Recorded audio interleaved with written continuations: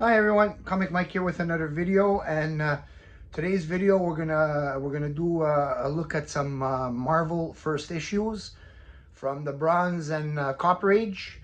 Haven't done a Marvel video in a while. I was just waiting to receive some more first issues so I can have enough books to make a video. So now we're gonna take a look at some with the coppers, and then we're gonna work down to the bronze. The first two that I'm going to show are from 1986 1987.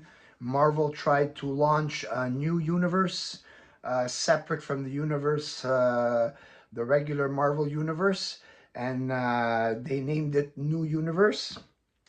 It didn't last very long, maybe 1 to 2 years. I guess the world wasn't ready for another universe, and it's kind of hard to create another universe with characters when your current characters of your universe are already the top sellers at this time. It could have been also, this was 86, 87. They were doing a lot of mass production, so probably they're just trying to see if they can create new characters, make more sales. Now, they created four new titles from this new universe line. I have two of them, and the first one we're going to look at is Cyforce #1. This one here was created by Archie Goodwin. It's about a group of teens who develop powers following the White Event, which is the event that created most of the paranormals in this new universe. This series ran 32 issues, so this one actually had a decent run. The problem I find with these new characters is you're trying to create like another X-Men-ish kind of group, but the characters are not as cool as the X-Men. So that's probably why this series didn't, it wasn't as popular as the actual X-Men. And the next one of this new universe title that I have is Mark Hazard Merc #1, also from 1986, and also created by Archie Goodwin. And this is also his first appearance. This one ran 12 issues, and I believe they killed him off in Merc Annual #1. I remember seeing these in the newsstands in 86, 87, because that's right around the time that I started collecting comics. I didn't like them then. I didn't want to buy them because it wasn't the type. I was more DC driven, and the Marvel books that I did buy was more like Spider-Man and Hulk. It wasn't these characters, so I didn't buy them then, and I probably shouldn't have bought them now. But I do collect first issues, so that's the only reason why these ones are entering my collection. Next, this is a character, a storyline that I've heard of, but I have never read. So I figured, you know what, the opportunity came, I get a first issue of a comic. And this is ElfQuest #1 from 1985. And this is from Marvel's subdivision Epic Comics. Written and created by Wendy and Richard Pini. This one also ran around 27 issues. ElfQuest was reprinted by Epic Comics from previous Warp Graphics material. Marvel has not published further ElfQuest stories beyond the original quest. I believe that the original ones were all black and white, if I'm not mistaken. And this is, like, you could say it's like the first color version of it. If anybody, correct me if I'm wrong, if anybody knows more about this ElfQuest than I do. But it's a cool cover.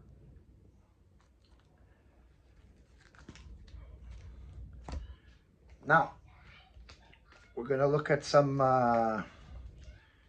bronze, or maybe what, we've got one more copper here. Well, borderline copper bronze. I'm probably the only Canadian that still hadn't had this book And this is Alpha Flight #1 from 1983. Created by John Byrne, Canada's premier super team.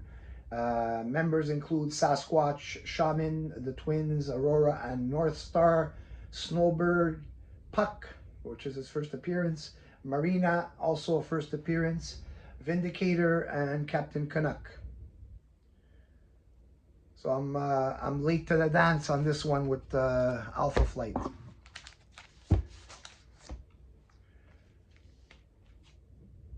Next, a very popular character.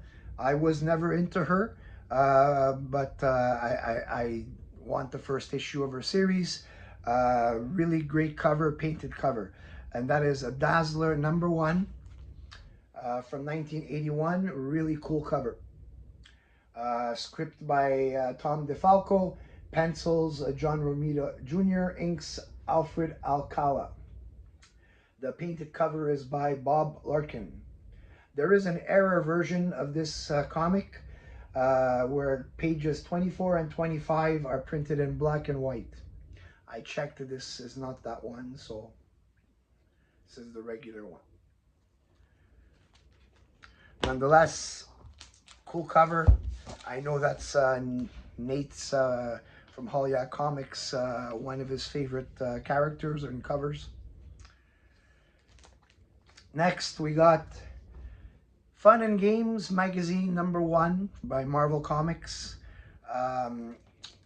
This is just like a fun and games for kids kind of a comic. We got crossword puzzles and you know, word games and surprises and riddles.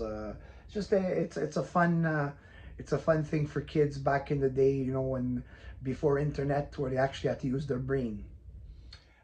Written, drawn, and edited by Owen Puzzle Master McCarran.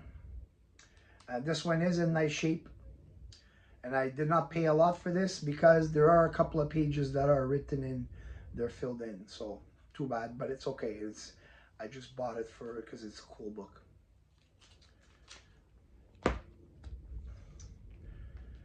Next, Marvel Feature presents Red Sonja #1, She-Devil with a Sword. And this is from 1975, written by Roy Thomas and art by Dick Giordano, adapted from the short story by Robert E. Howard, creator of Red Sonja. That's a really nice cover. I think this one only lasted 3 issues, and then she was given her own solo title.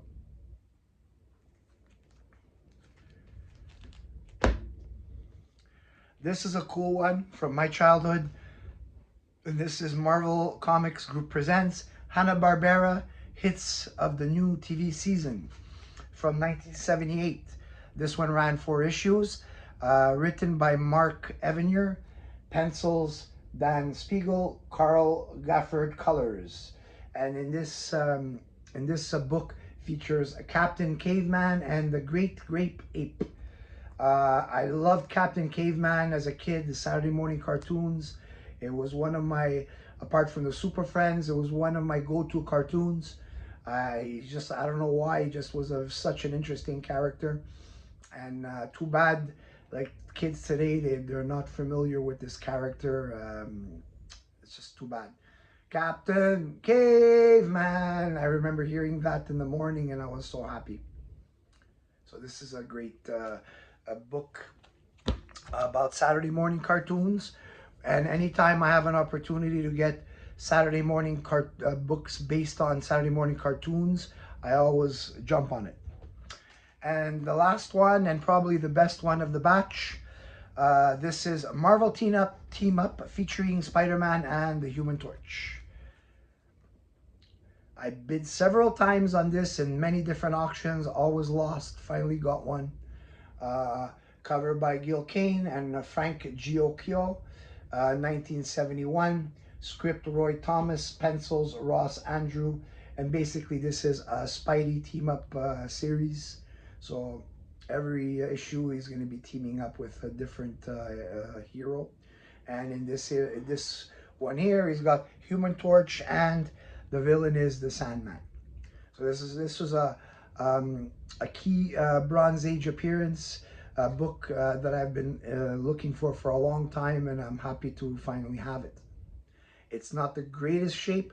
It's a solid mid-grade. Because the black, it's got those spine ticks, but it's okay. It's very presentable. I'm happy with it, and that's what's most important. And that's it for this video. For the people that like Marvel Comics, sorry I haven't done as many. I still always search for new Marvel books, titles that I gotta collect. I do like Marvel. It's just that I specifically like certain characters and certain titles, and sometimes they don't just present themselves in front of me all the time. So I hope you enjoyed this video. Leave a comment, tell me which one of the books you like, and I will see you on the next video.